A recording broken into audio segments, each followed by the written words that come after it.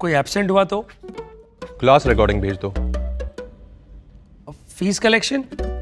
Automatic. Marketing कैसे करेंगे? Teachmint website बना के देगा ना। टीचमेंट? अब पूरे इंडिया को मैथ्स पढ़ाओ सर।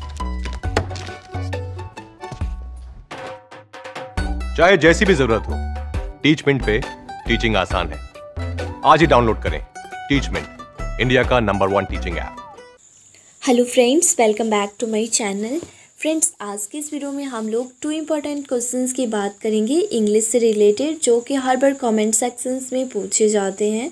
वीडियो छोटा होगा लेकिन बहुत ही इंपॉर्टेंट होने वाला है वीडियो, क्योंकि इसमें इंग्लिश से रिलेटेड जो भी प्रॉब्लम होती है स्टार्टिंग में नर्सिंग फील्ड में, ये सभी प्रॉब्लम आपको कवर होने वाले हैं।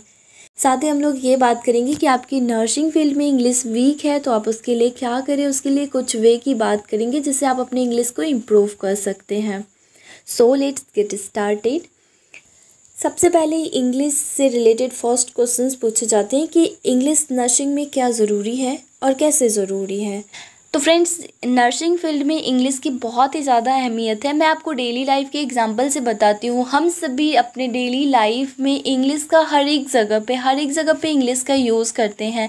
जैसे कि आप किसी मेडिकल स्टोर पे मेडिसिन का नाम, या फिर आप शॉप पे आप जाओ तो आपको शॉप पे जो भी प्रोडक्ट मिलेगा वो सभी आपको इंग्लिश में होंगे। उसके जो डिटेल्स होते हैं, उसके जो इंस्ट्रक्शन होते हैं वो सभी इंग्लिश में होते हैं। आप कुछ गूगल पे आप सर्च करते हो, उसका रिजल्ट आपको इंग्लिश में मिलता है। आप फ़ोन चलाते हो, आप सोशल मीडिया यूज़ करते हो, या फिर जो भी काम दैनिक जीवन में करते हो मैक्सिमम आपको इंग्लिश में फेस करने होते हैं। तो ये सब नॉर्मल होते हैं, कॉमन होते हैं, जो लोग कर लेते हैं। तो इस तरह से नर्सिंग फील्ड में भी इंग्लिश की बहुत ही ज़्यादा यूज़ होती है। सबसे ज़्यादा मैं मेनली जीएनएम और बीएससी नर्सिंग के स्टूडेंट्स की बात करती हूँ। उनको सबसे ज़्यादा मेडिसिन से जुड़े हुए रहना होता है। जैसे कि आप पेशेंट को हैंडल कर रहे हैं तो आप tablets name, vaccine name, medicine name, या फिर आप पेशेंट का जो डिटेल्स लिखते हैं, एड्रेस भरते हैं, वो सभी आप इंग्लिश में करते हैं। तो इस तरह से ज़रूरी है। उसके बाद आपको डायरी मेंटेन, डॉक्यूमेंटेशन, रिपोर्टिंग, हर एक चीज़ जो भी नर्सिंग फील्ड में वर्क होता है वो सभी आपको इंग्लिश में मेंटेन करने होते हैं। बीएससी नर्सिंग के स्टूडेंट्स हैं, उनको फर्स्ट ईयर में इंग्लिश का सब्जेक्ट्स पढ़ना होता है, जिसमें जो भी प्रीवियस ईयर के जितने भी इंग्लिश में पढ़े होते हैं वो सभी आपको फर्स्ट ईयर में कवर करने होते हैं और उसका एग्ज़ाम भी लिया जाता है। तो इंग्लिश ज़रूरी है नर्सिंग के लिए, नर्सिंग फील्ड में ज़रूरी है, नर्सिंग वालों के लिए बहुत ज़रूरी है। अब मैं बात करती हूँ कि अगर आपकी इंग्लिश वीक है और आप चाहते हैं कि मेरी इंग्लिश इम्प्रूव हो, स्ट्रॉन्ग हो, तो इसके लिए मैं कुछ वे की बात करती हूँ जो आपको हेल्प करेगा नर्सिंग फील्ड में। सबसे पहले तो आप नर्सिंग फील्ड में हैं तो आपको 4 चीज़ जैसे कि टेंस, वॉइस, प्रीपोजिशन, कंजक्शन, ये सब भी ग्रामर्स के पार्ट को मेनली स्ट्रॉन्ग करने होंगे। जिससे आपका क्या होगा, इंग्लिश स्पीकिंग भी बहुत अच्छी हो जाएगी, आप सेंटेंस को समझ पाओगे, और उसके साथ साथ आप बहुत चीज़ जैसे कि जो भी हाइडिंग वर्ड्स होते हैं इंग्लिश में वो सभी का भी पकड़ हो जाएगा। वैसे मेनली मेडिसिन में बहुत ही ज़्यादा यूज़ किया जाता है, बहुत वर्ड साइलेंट होते हैं, तो वो सभी को भी आप समझ पाओगे। नेक्स्ट हम लोग बात करते हैं, अगर आप इंग्लिश को समझ ही नहीं पा रहे हो कि इंग्लिश में क्या है या फिर क्या बोला जा रहा है, तो उसके लिए आप क्या करो, इंग्लिश लैंग्वेज की मूवी देखो या फिर इंग्लिश लैंग्वेज के सॉन्ग सुनो। ओके, जिससे आपको समझ आएगा कि इंग्लिश में क्या बोला जा रहा है, या फिर इंग्लिश में जो भी बोल रहे हैं मैं उसे समझ पा रहा हूँ। ओके, उसके बाद आप इंग्लिश में कुछ भी पढ़ें, जैसे कि आप न्यूज़पेपर पढ़ें, इंग्लिश की बुक पढ़ें, या फिर आप मोबाइल में कुछ सेंटेंसेस है आप उसको पढ़ें, इंग्लिश में कुछ भी पढ़ें।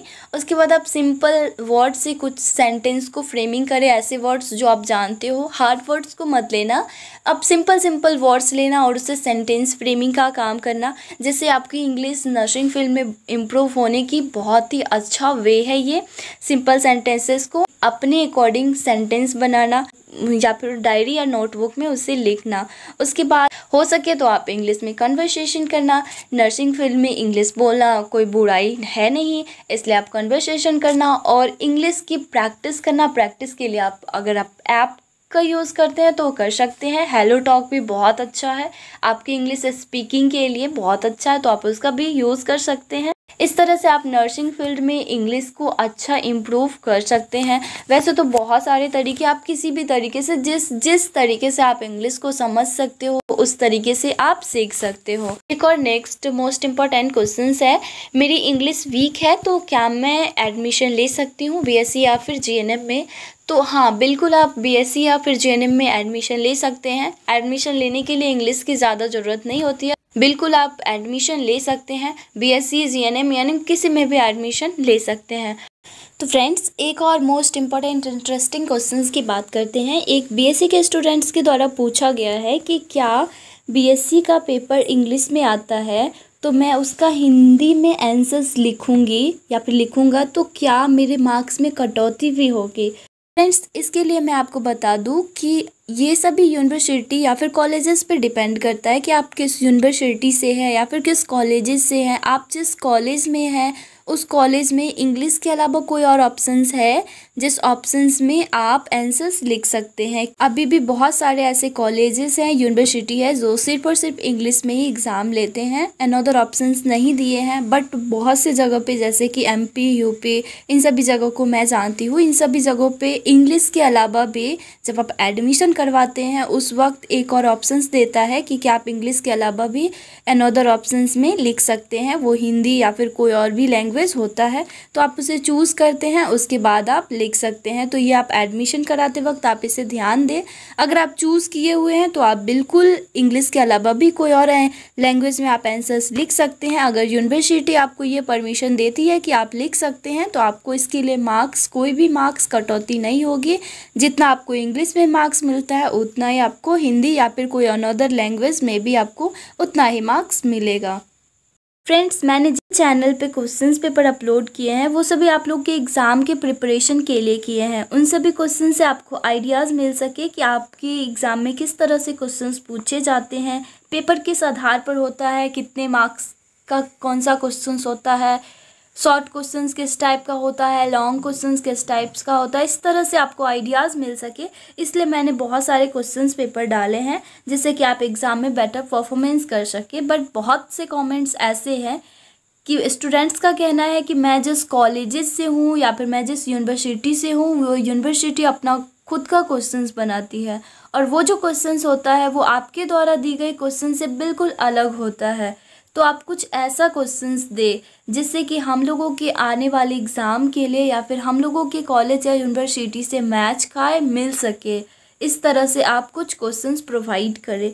तो फ्रेंड्स, इसके लिए मैं आपको बताऊंगी कि आप जितने भी स्टूडेंट्स वीडियो देख रहे हैं वो सभी स्टूडेंट्स के लिए मैं कह रही हूँ कि आप जिस भी कॉलेज या फिर जिस भी यूनिवर्सिटी से हो, हर एक जगह का सिलेबस सेम ही होता है। तो आपका जो यूनिवर्सिटी जो भी सिलेबस प्रोवाइड किया है वो सभी सिलेबस के अकॉर्डिंग ही आपका क्वेश्चंस बनाता है। तो एग्ज़ाम को कवर करने के लिए आप अपने सिलेबस को ही टारगेट कर सकते हैं। अगर आपका सिलेबस कंप्लीट होगा तो क्वेश्चंस, जो भी क्वेश्चंस आपको पूछे जाएंगे वो सभी क्वेश्चंस को आप बना पाएंगे। फ्रेंड्स, मैंने जितने भी क्वेश्चंस डाले हैं क्वेश्चंस वही होते हैं, बस पूछने का तरीका थोड़ा सा अलग हो जाता है या नहीं तो आपको टफ लैंग्वेज यूज़ किया जाता है जैसे कि आप क्वेश्चंस को समझ नहीं पाते होंगे।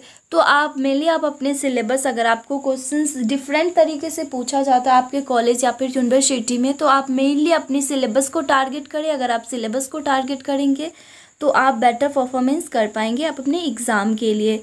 आई होप कि आपको इंग्लिश से रिलेटेड जो भी प्रॉब्लम नर्सिंग में एडमिशन लेने के बाद या फिर लेने से पहले जो भी प्रॉब्लम होता है वो प्रॉब्लम कवर हो गया होगा।